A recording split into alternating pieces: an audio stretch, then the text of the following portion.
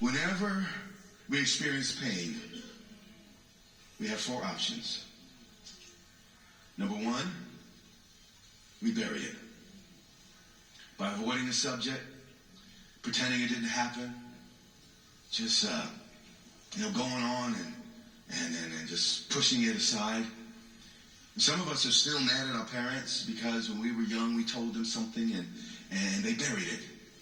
And we think because they buried it, they don't love us. Not necessarily so.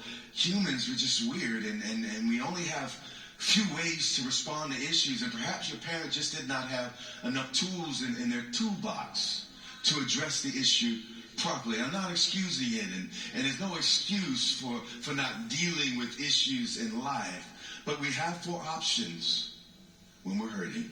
Number one, bury it.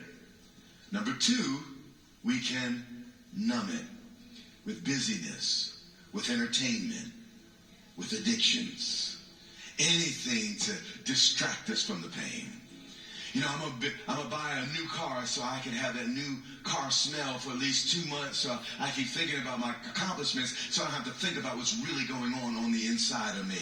You know, maybe I'm gonna go out there and I'm gonna go on a shopping spree and buy all this stuff so I don't have to think about what's really, really, really hurting me. And we do things to numb the pain. The third thing we do is transfer it. We transfer it to our friends, the ones we love the most, typically. Our family, by making their lives often a living hell. But the fourth thing is the last option. It's the hardest option. But it's the most courageous option.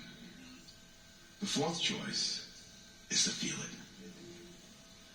Mark 5:23 tells us, when Jesus was offered wine mixed with myrrh, which was a narcotic, to help him deal with the pain of his particular cross, he refused. It's why I admire Jesus so much. No, I love him, but I salute him, dear God. Jesus wanted to feel fully everything required for our salvation. He didn't want to be spared a pang. He said, you are worth it to me. Everything that it costs for you to be free, I'm going to feel it. Dear God, what type of human being?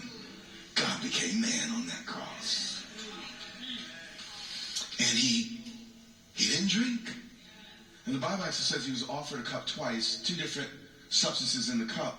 But the last time he accepted the cup, it was really for him to keep his consciousness even longer. Jesus, the strength, the power. I mean, come on. If anyone on the cross, if anyone in history had an excuse to get a break, if anyone had an excuse to have their pain numb just a little bit, it was the perfect Jesus. But he refused. And he felt it. 9 o'clock, 10 o'clock, 11 o'clock, 12 o'clock, 1 o'clock, 3 o'clock. Finally, it is finished. And by this, many become defiled.